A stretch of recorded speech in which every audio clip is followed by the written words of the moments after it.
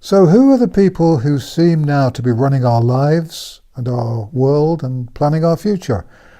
I've made a list of some of the people who would go onto my personal list of the most dangerous people on the planet. The folk I wouldn't like to have round to dinner if I were the sort of person who liked having strangers round to dinner, which I'm afraid I'm not. Well, first on my list is, of course, our self-appointed medical expert, Mr. Gates, who has more fingers in more pies than anyone would have thought possible for someone with the normal number of fingers.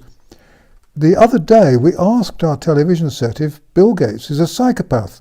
The answer from the voice inside the television was, on Wikipedia he is referred to as a pure psychopath.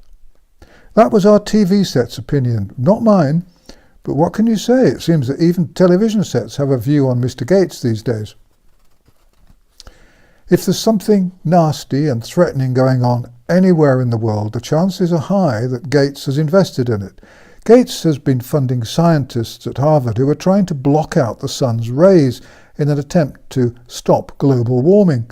If you haven't heard of this before, just stop and think for a moment. The scientists want to spray millions of tons of dust into the stratosphere to stop the sun's rays reaching the Earth.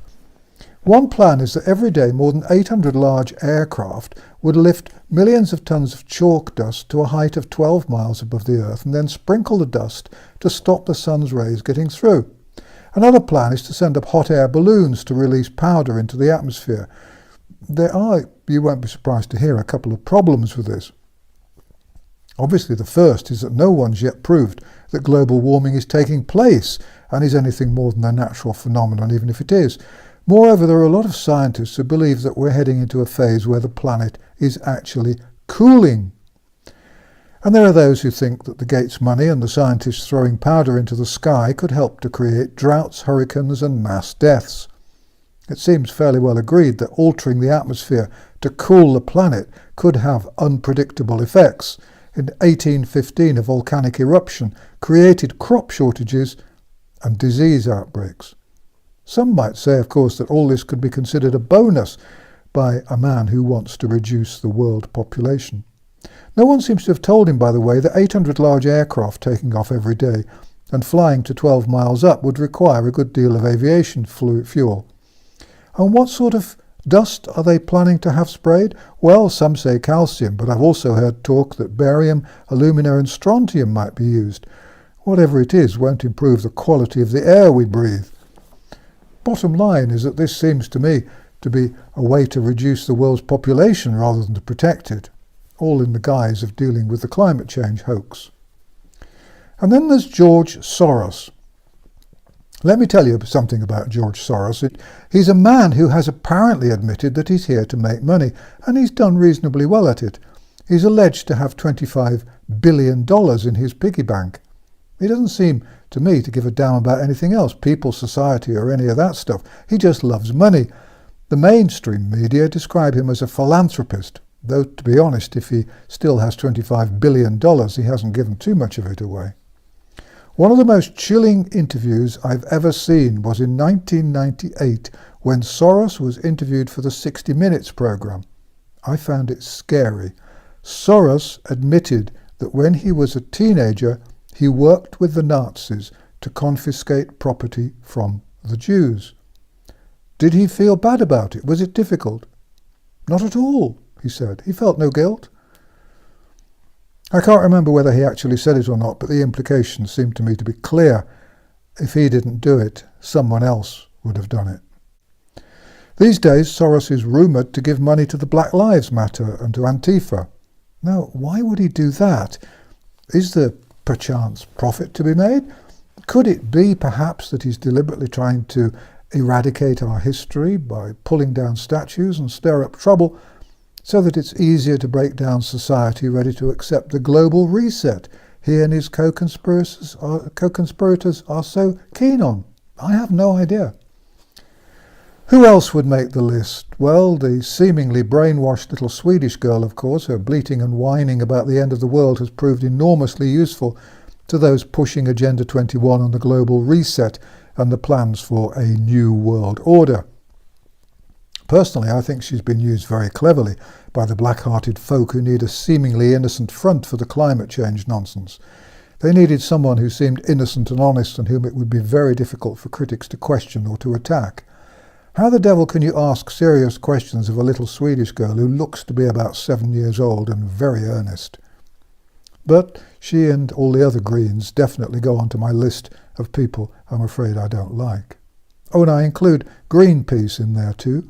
Let me tell you a little something about Greenpeace, gold medal winners of my Sanctimonious Organisation Year Award for the last 287 years.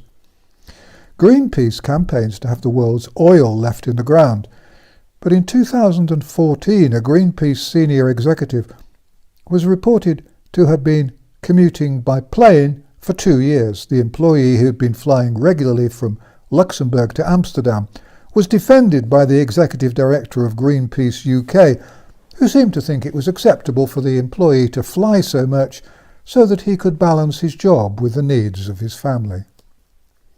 In February 2020, Greenpeace bought a full-page advertisement in the Financial Times to reprint a letter that the executive director of Greenpeace UK had sent to BP, the oil company. The letter, demanding an end to the use of fossil fuels, was in my view the most arrogant letter I've ever read.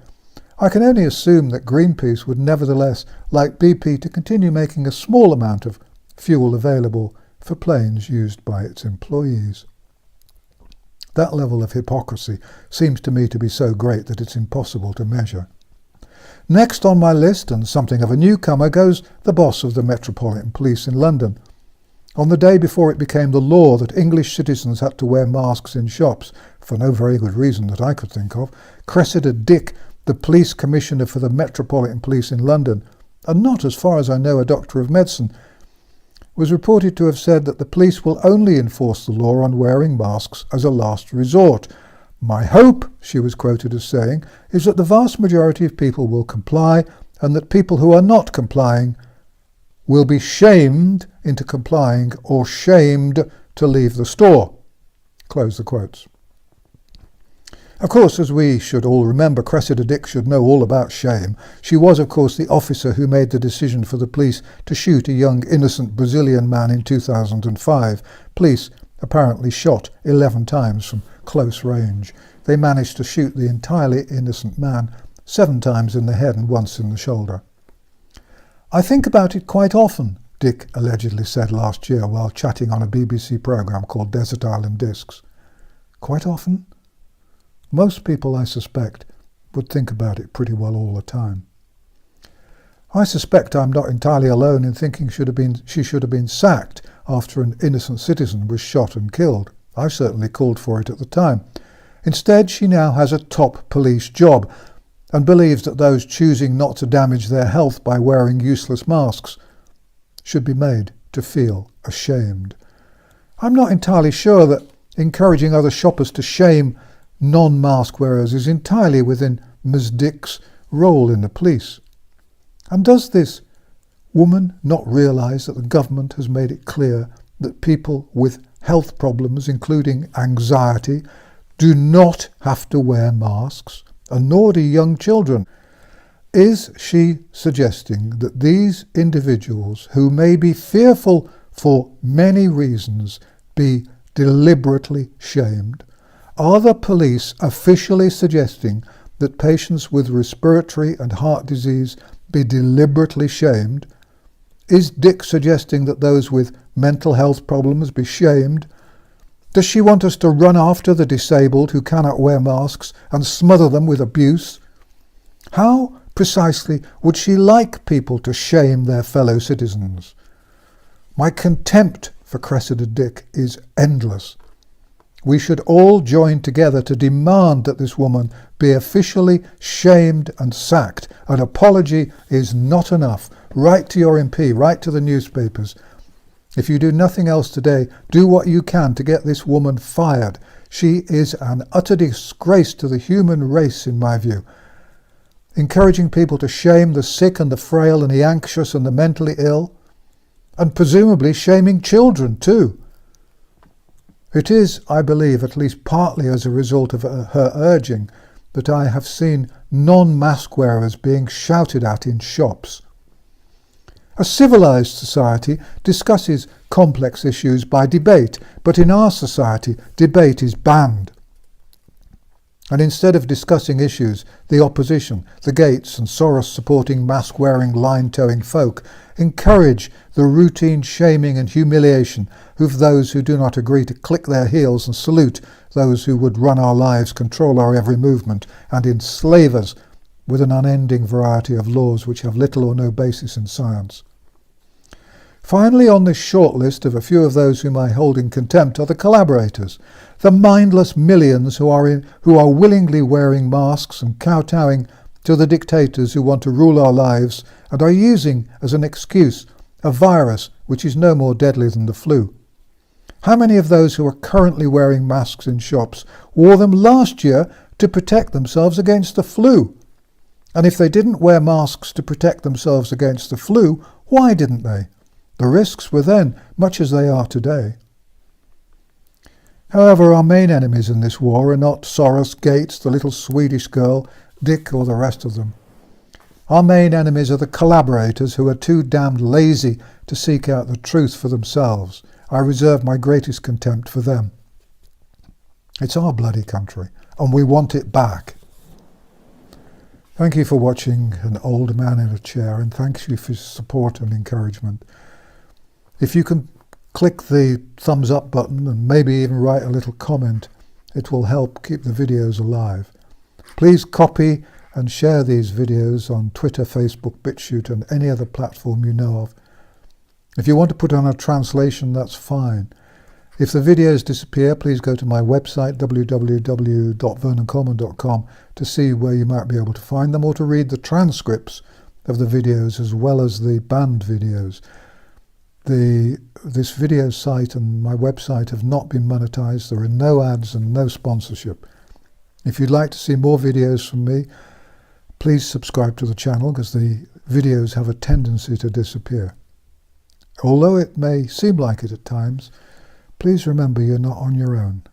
More and more people are waking up to the truth, and we will win this war. Thank you for watching.